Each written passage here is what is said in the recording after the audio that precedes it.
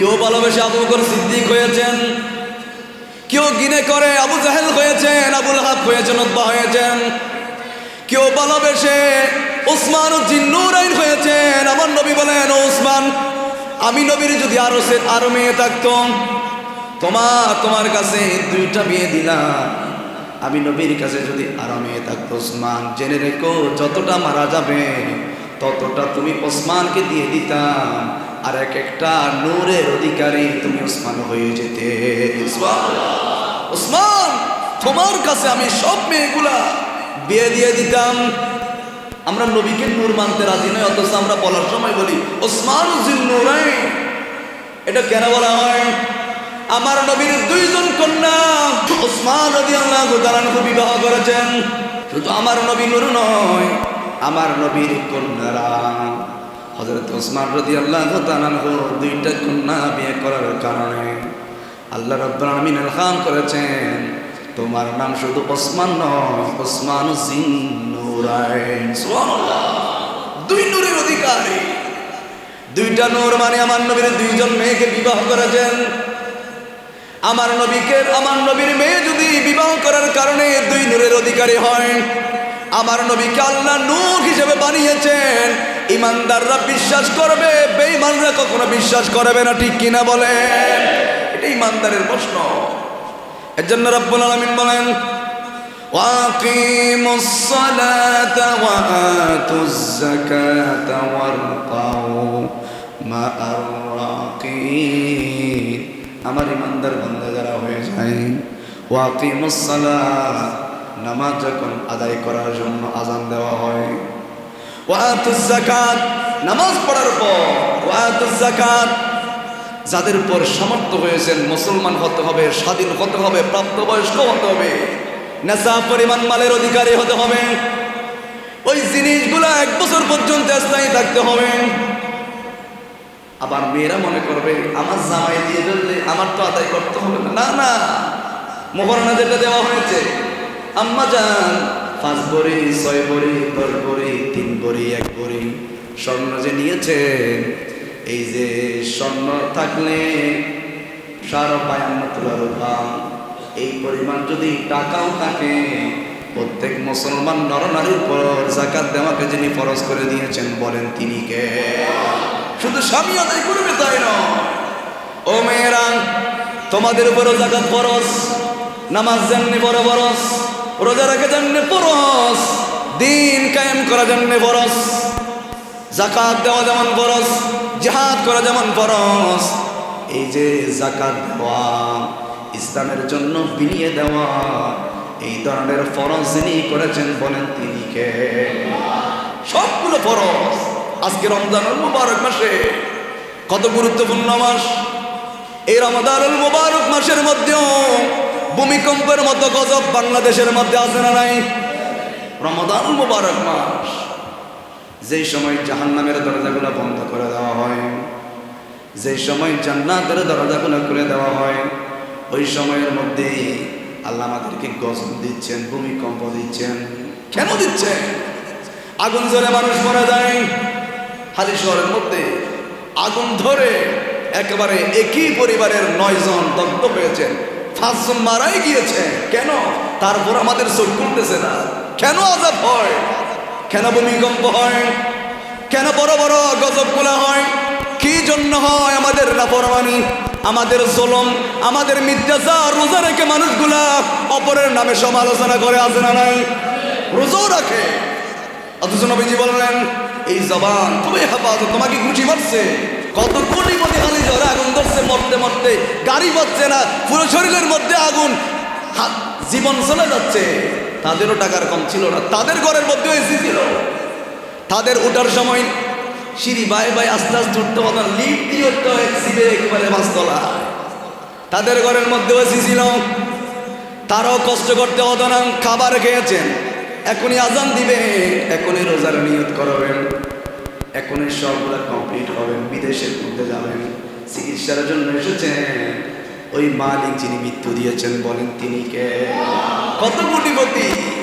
আল্লাহ বলেন, ইয়া আইয়ুহান নাস, খবরদার, ইয়া আইয়ুহান নাস, ও মানব জাতিরা, আনতুমুল ফুকারা, তোমরা সবাই ফকির। একজনকে বলে নাই, দুইজনকে বলে নাই, রাজাকে বলে নাই, বাদশাকে বলে নাই, আল্লাহ সমস্ত জাতি বললেন। শুধু বাংলাদেশের মানুষকে বললেন এমনটা নয়, সৌদি আরব, জার্মান, কুয়েত, আবু ধাবি, যত পৃথিবীর মধ্যে রাষ্ট্র রয়েছেন, আল্লাহ সবাইকে উদ্দেশ্য করে কথা বললেন, ইয়া আইয়ুহান নাস, ও মানব জাতিরা, আনতুমুল ফুকারা মিনাল্লাহ, তোরা সবাই ফকির। আল্লাহ, আমরা ফকির বলে ধনী কে? আমরা তাদেরকে সুখে ধনী মনে করি, মূলত তারা ধনী নয়। একজন ধনী আছে, চিৎকার দিয়ে বলেন তিনি কে? আল্লাহু হুয়াল গানিয়ুল হামিদ। আমি আল্লাহ ধনীদের ধনী। আমি আল্লাহ কখনো সকাল বেলার ফকির, বিকেল বেলায় কোটিপতি যিনি বানান, বলেন তিনি কে? আবার দেখছেন তো, রাতের বেলায় সব ঠিক ছিল, রাতের বেলায় কোটিপতি, রাতের বেলায় কোনো অসুস্থ ছিল না। আবার আজান দেওয়ার সাথে সাথে সেহরি খেয়েছেন, সেহরি কোনো শেষ করতে পারে না, খাবারে কোনো শেষ করতে পারে না। মুহূর্তের ভিতর যিনি ডাক দিয়েছেন, চলে যেতে পারেন, চলে গেছে। এখানে কোনো কোটিপতি কাজ হয় না, এখানে কোনো ঘুষ দেওয়া চলে না, এখানে কোনো মিথ্যা বলা যায় না। ওই প্রভুর দরবারে বলেন তিনি কে? আর তুমি যাকাতের নাম দিয়ে দাও, মুখে যাকাত দিবে। মদিনা শরীফের মধ্যে যাকাত যখন আরম্ভ করলেন, বাইতুল মাল, আমাকে অনেকে ফোন করে, হুজুর ইফতার করতে পারি না। অনেকে মনে করে আই বহুত বড় বসে আল্লাহ আল্লাহ চলায় আর কি, আলেম সমাজ আলেমদেরকে সুন্দরভাবে চলায়।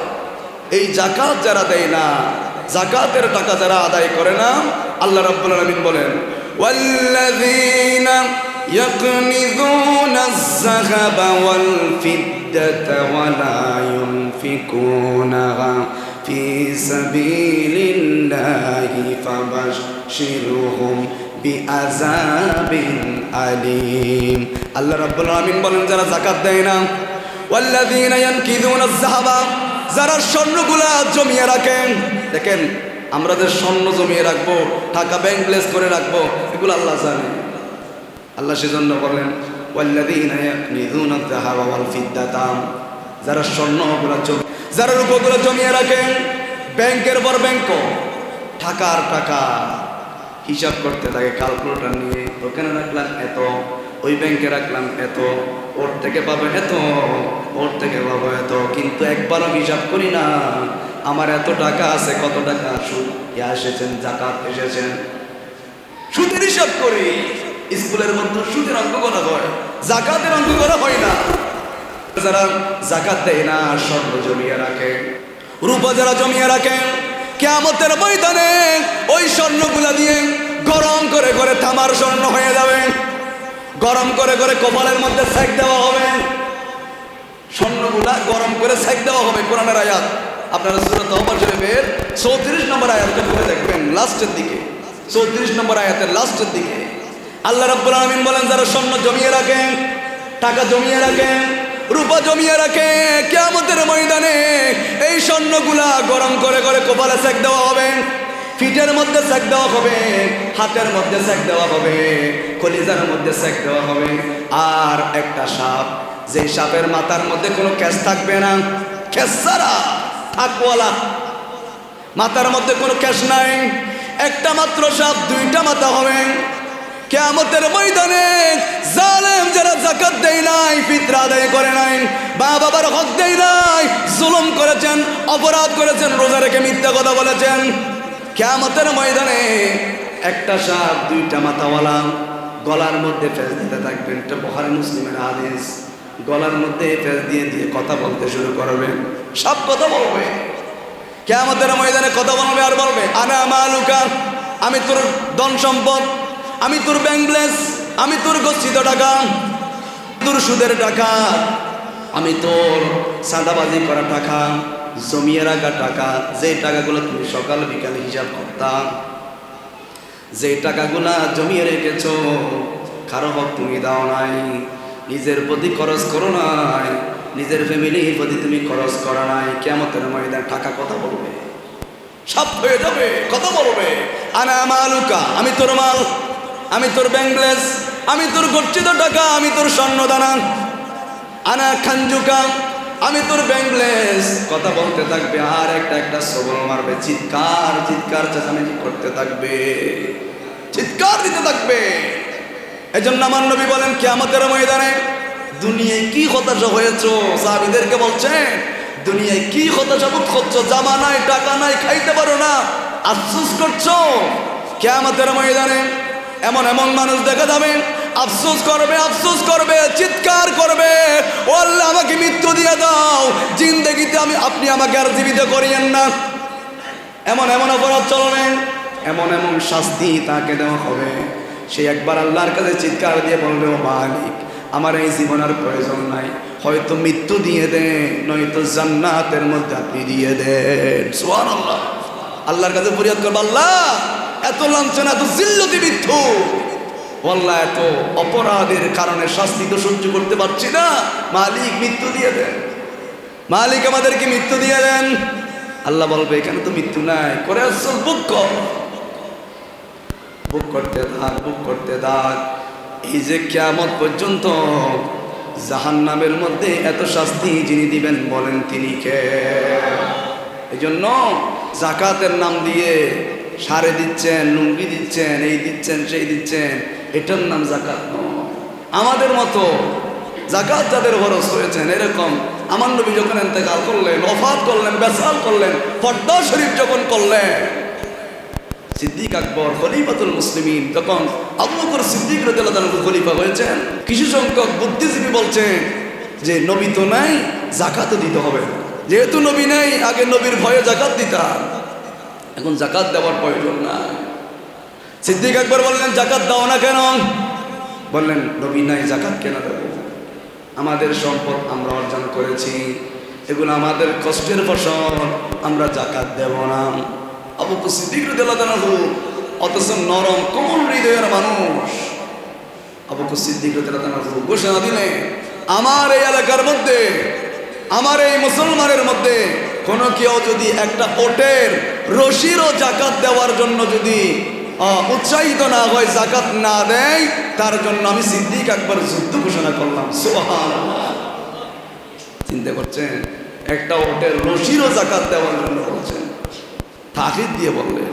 এই ক্ষেত্রে আমরা এখন জাকাতের নাম দিয়ে এভাবে জাকাত আপনি হিসাব করবেন পুরো বছর, যেই জিনিসগুলো আপনার স্থায়িত্ব রয়েছেন, যেই আপনার ঘরের অনেকে ঘর ভাড়া জাকাত দেয় না, এটারও জাকাত আছে, ঘর ভাড়া এটারও জাকাত আছে, ভাড়া দিচ্ছেন, এখান থেকে বছরের লভ্যাংশ আসতেছে, এগুলোর হিসাব করে আপনাকে শতে 2.5%, 100 টাকার মধ্যে 2.5 টাকা জাকাত দিবেন, মালকে পবিত্র করে দিবেন কে?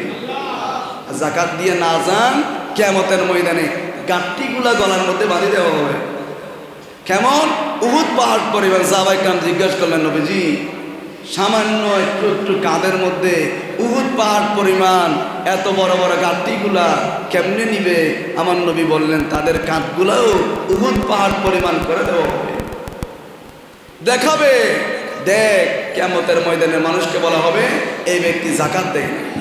যারা সুদ খায়, পেটের মধ্যে সাপ দৌড়বে, বড় বড় বিল্ডিং এর মতো বড় বড় সে পেট হয়ে যাবে, এখানে সাপ দৌড়বে, কুচ্চে দৌড়বে, ব্যাং দৌড়বে, একেবারে যেগুলো বছর দিন যেগুলো দৌড়তে থাকবে, কিয়ামতের মানুষ বুঝতে পারবে এই সুদ খাইছে, এ জাকাত দেয় নাই, এ জুলুম করছে, এগুলো বুঝতে পারবে। আর ইমানদার ব্যক্তিদের ব্যাপারে আল্লাহ রাব্বুল আলামিন বলেন, والمؤمنون والمؤمنات بعضهم أولياء بعض। আল্লাহ রাব্বুল আলামিন বলেন ওয়াল মুমিনুন, প্রথমেই বললেন ওয়াল মুমিনুন ওয়াল মুমিনাত, মুমিন নর এবং মুমিন নারী, বা'দুহুম আউলিয়াই বা'দ, ওদের একজন আরেকজনের বন্ধু হয়ে যাবে, আরেকজন আরেকজনের সাথে বন্ধুত্ব হয়ে যাবে। কেমন হবে? ইয়ামুরুনা বিল মারুফ, তারা একে অপরকে আদেশ করবে, ভালো কাজের আদেশ করবে, ওয়া ইয়ানহাউনা আনিল মুনকার, খারাপ কাজের জন্য নিষেধ করবেন। মুমিন ব্যক্তিরা ভালো কাজের আদেশ করবে, খারাপ কাজ থেকে নিষেধ করবে। ওয়া ইকিমুনাস সালাতা, নামাজ প্রতিষ্ঠা করবে, নামাজ আদায় করবে। এই জন্য আমি অনুরোধ করব, এই মসজিদের মধ্যে খতমে তারাবি হচ্ছে 3 জন হাফেজ দিয়ে। হুজুর মসজিদ এইদিকে একটা, এদিকে একটা, এদিকে একটা, না, এই মসজিদ আপনার জন্য হকদার বেশি। কেন?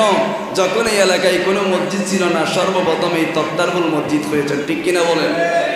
এই মসজিদ হয়েছেন, এখানে আপনার বাবার রুকুর সিজদা আছে, আপনার বাবার সিজদা আছে, আপনার বাবাই মসজিদে নামাজ পড়েছেন, আপনার মুরব্বীরাই মসজিদে নামাজ পড়েছেন। মসজিদ যদি প্রত্যেক গলিতে গলিতে একটা একটাও হয়, এই মসজিদে আপনার হকদার বেশি, কারণ আপনার পূর্বপুরুষ নাই মসজিদে সিজদা করেছেন, এই মসজিদে নামাজ পড়েছেন, এই মসজিদের কবরস্থানে দাফন হয়েছেন, এই মসজিদে লাইট দিয়েছেন, ফ্যান দিয়েছেন, এখানের হকদার বেশি। আমি অনুরোধ করব, যুবকরা আমাকে বেশি মহব্বত করেন, মুরব্বীরা মহব্বত করেন। শুনেছি সবাই তারাবির নামাজে পড়েন, কিন্তু তারপরেও আমার যুবক শ্রেণীর মানুষ যারা সারাদিন গার্মেন্টসের মধ্যে কাজ করে, সারাদিন দাঁড়িয়ে দাঁড়িয়ে কাজ করে, এরপরেও রাতের বেলায় এই তারাবির নামাজ বাদ দেয় না, তারাবির নামাজ পড়ে। আল্লাহ বলেন, ফেরেশতা এত কাজ করার পরেও তারাবির নামাজ ছাড়ে নাই, কেমনে বল তাদেরকে জাহান্নামে দেব? এই জন্য আপনাদের জন্য জান্নাতে দেওয়া খুবই সহজ। সারাদিন কাজ করলেন, আবার তারাবির নামাজ, আবার তাহাজ্জুদের নামাজ, আবার ফজর না হতে হইতে আপনাকে আবার চাকরিতে চলে যেতে হচ্ছে, ঘুম নাই, কত কাজের মধ্যে। কিন্তু এমন এমন সন্তান আছে, খায় কোনো কাজ নাই, ঘুরে তাহাজ্জুদ নামাজ, তারাবির নামাজ চলে যাচ্ছে, পাচ্ছে না। অথচ এই বোনাসগুলা আমাদের গুনাহ মাফ করার জন্য আল্লাহ দিয়েছেন। এক রাকাত পড়লে 70 রাকাতের সওয়াব, এগুলো আমাদের জন্য দিয়েছেন। আমরা তারপরেও এই আজকে 2 পারা পড়া হবে, আগামীকাল থেকে 1 পারা সূরা তারাবির মতো একেবারে কম কম সময়ের মধ্যে। অনুরোধ করব আপনারা এই অন্ততপক্ষে রহমত বলতে বলতে রহমতের 10 দিন আমাদের থেকে বিদায় নেবে, রহমত চলে যাচ্ছে, এরপর মাগফিরাতের 10 দিন শুরু হবে, এরপর নাজাতের 10 দিন শুরু হবে, এরপর দেখবেন আস্তে আস্তে সালাম দিদি বিদায় নিবে। আসসালামু আলাইকুম ইয়া আহলাস সাওম, আসসালামু আলাইকুম ইয়া আহলা রমাদানুল মুবারক।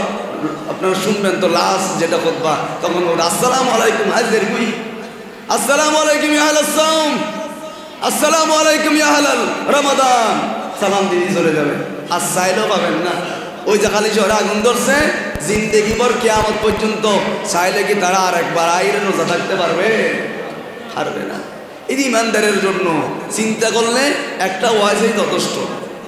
চিন্তা করেন না, তাদের ফ্লাইট এরকম ছিল না, তাদের লিফট এরকম ছিল না, তাদের এসি এরকম ছিল না, খাবারও খাইছে, কিন্তু 1 সেকেন্ডের ভিতর 9টা জীবন যিনি নিয়ে গিয়েছেন বলেন তিনি কে?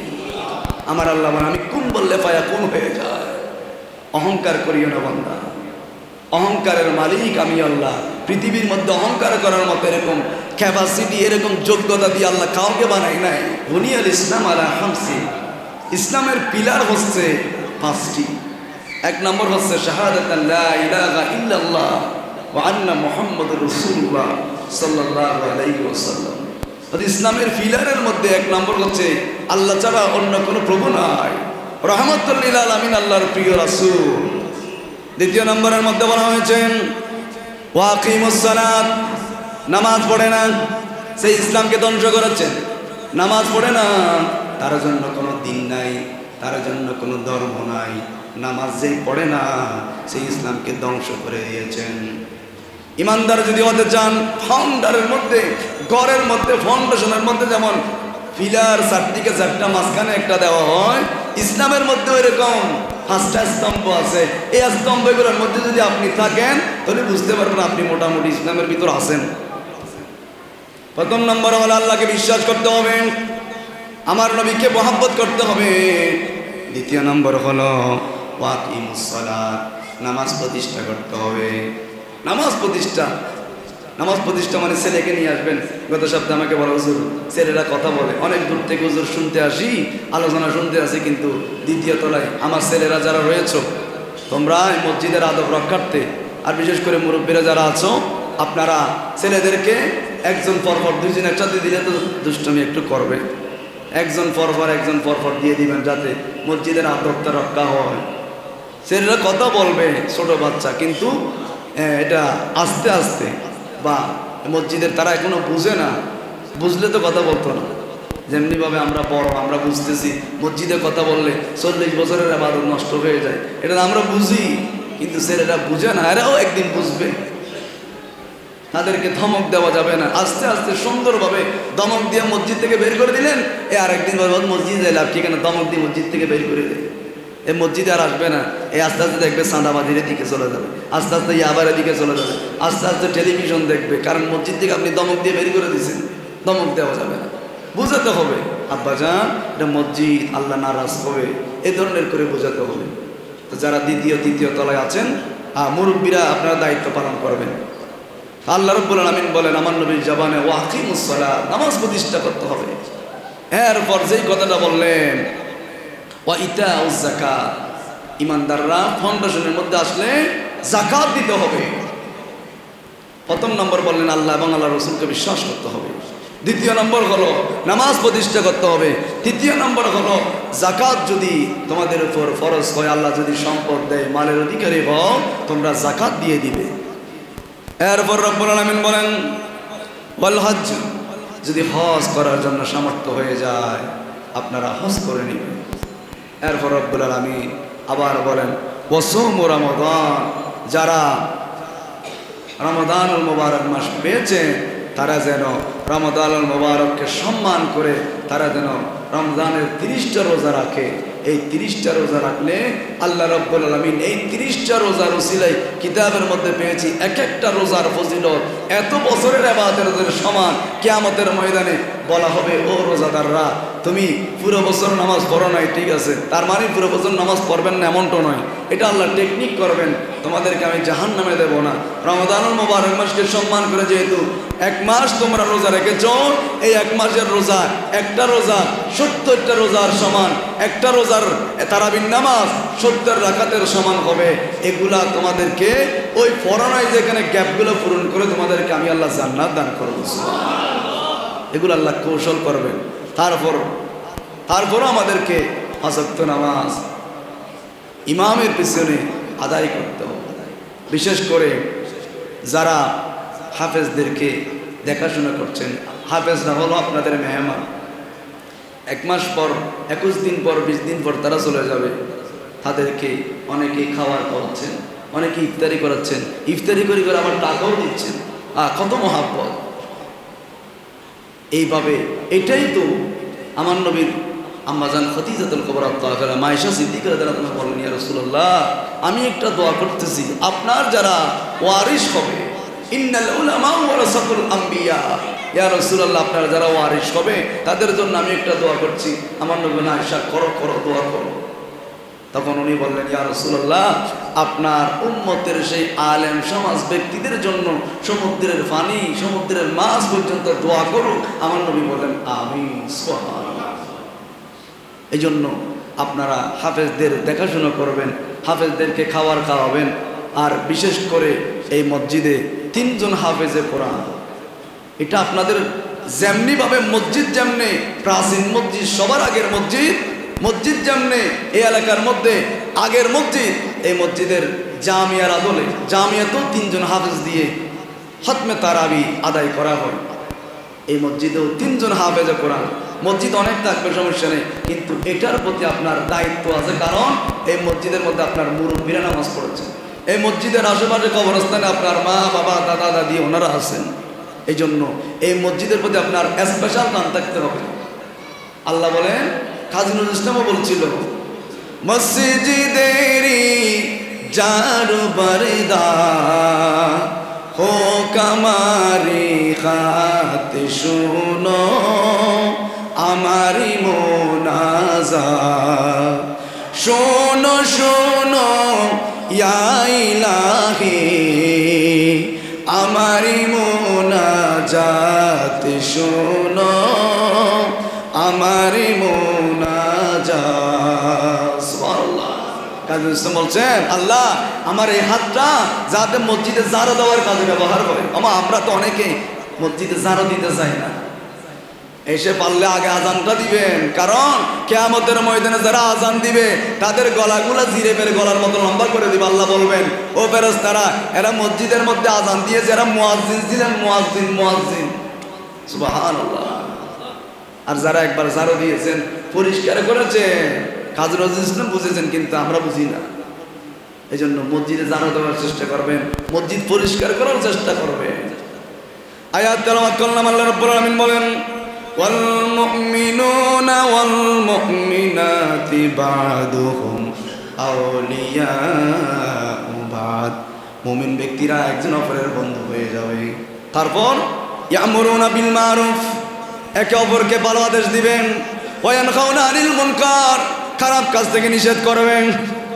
ওয়া ইয়াকিমুনাস সালাতা, নামাজ প্রতিষ্ঠা করার জন্য নির্দেশ দিবেন, নামাজ পড়ার জন্য। অর্থাৎ আপনি নামাজ পড়েন, আপনার বন্ধুকেও হাতে ধরে ধরে মসজিদে নিয়ে আসতে হবে। আপনি নামাজ পড়েন, আপনার বন্ধু নামাজই হবে না এমন হতে পারেন। আপনি নামাজে যেমন আসবেন, বন্ধুকেও নিয়ে আসবেন, আপনার ফ্যামিলিকেও নামাজ পড়তে বলবেন। এরপর রব্বুল আলামিন বলেন ওয়াইতাউজ যাকাত, যাকাত দেওয়ার জন্য। কোরআনে যেখানে যেখানে নামাজের কথা এসেছে, পরক্রমে আল্লাহ যাকাতের কথা বলছেন। যেখানে যেখানে আকিমুস সালাত ওয়া আতুজ যাকাত, যেখানে যেখানে নামাজের কথা, ওখানে ওখানে যাকাতের কথা যিনি বলেছেন, বলেন তিনি কে?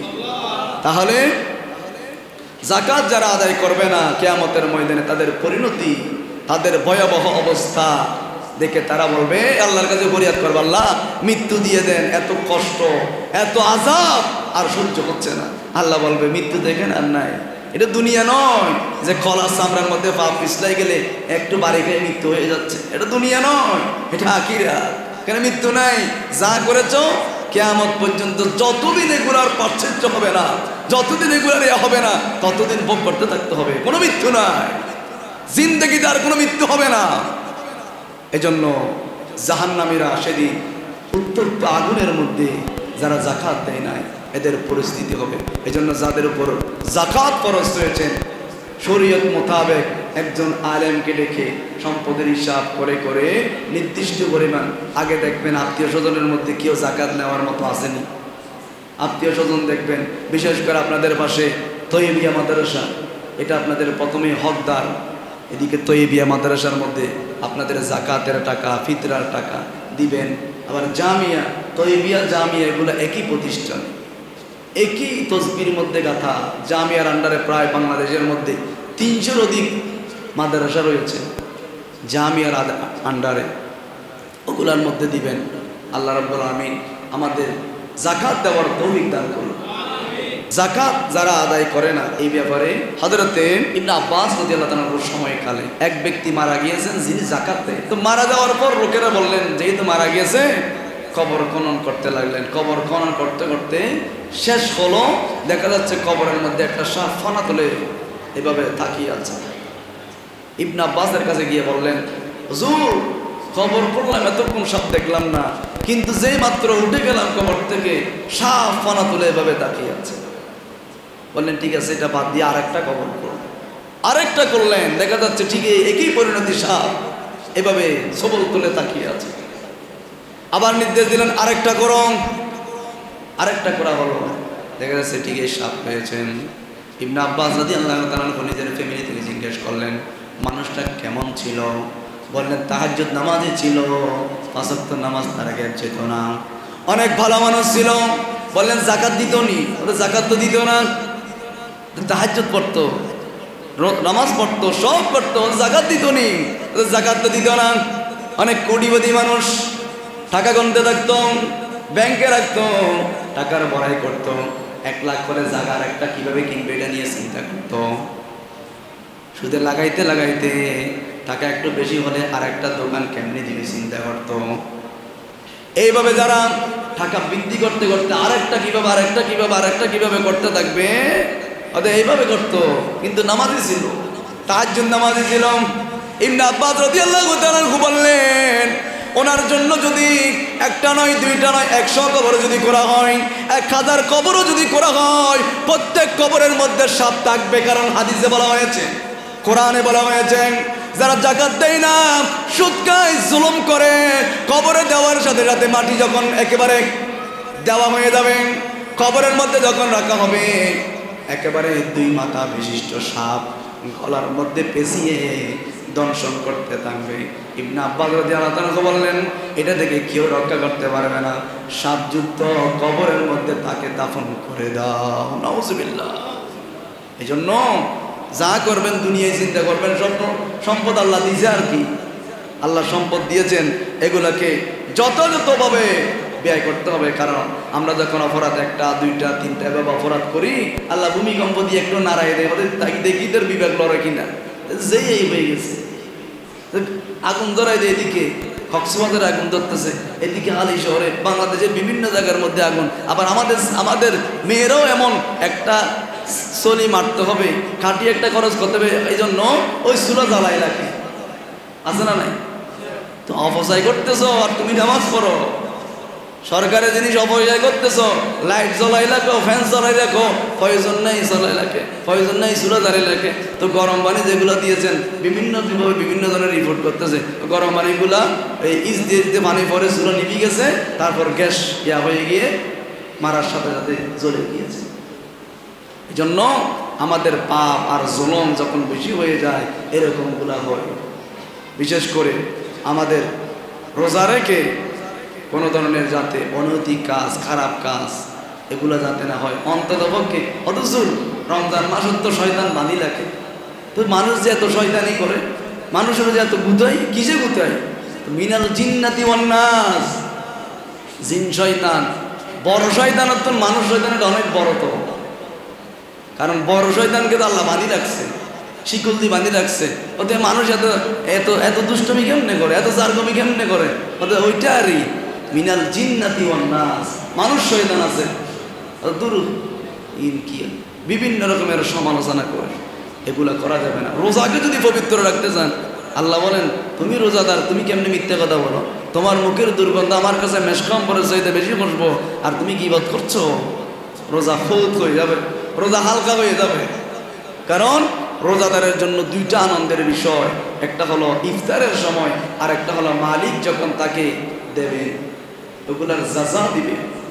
এই জন্য আমরা যাতে রোজা অবস্থায় কোনো ধরনের মিথ্যা কথা, ঝগড়া বিবাদ, কোনো ধরনের অপরাধমূলক যাতে কাজ না করি। যদি করেন এমনি রোজা থাকা মানে উপবাস আর কি, উপবাস থাকা। অনেকে আছে রোজাও রাখে, নামাজও পড়ে না। আরে নামাজ পড়া এটা হচ্ছে ফরজ আইন, অবশ্যই আদায় করতে হবে, অবশ্যই ফরজ আইন মানে অবশ্যই পড়তে হবে। আপনি রোজা রাখলেন কিন্তু নামাজ পড়লেন না, এগুলার কোনো কাজে আসবে না। তাহলে জাকাতের টাকা, জাকাত কাদেরকে দেওয়া যাবে? 8 শ্রেণীর মানুষদেরকে জাকাত দেওয়ার জন্য কোরআনে বলা হয়েছে। এখান থেকে 1 নম্বরের মধ্যে ফকির, 2 নম্বরের মধ্যে মিসকিন, 3 নম্বরের মধ্যে যারা জাকাতের কাজে নিয়োজিত, জাকাত সংগ্রহ করে। এখন তো এরকম নাই, জাকাত যারা সংগ্রহ করে, জাকাতের জন্য যারা নিযুক্ত, আর যারা কাফের মুশরিক এদেরকেও জাকাত দেওয়া যাবে, কাফেরদেরকেও জাকাত দিতে পারবে।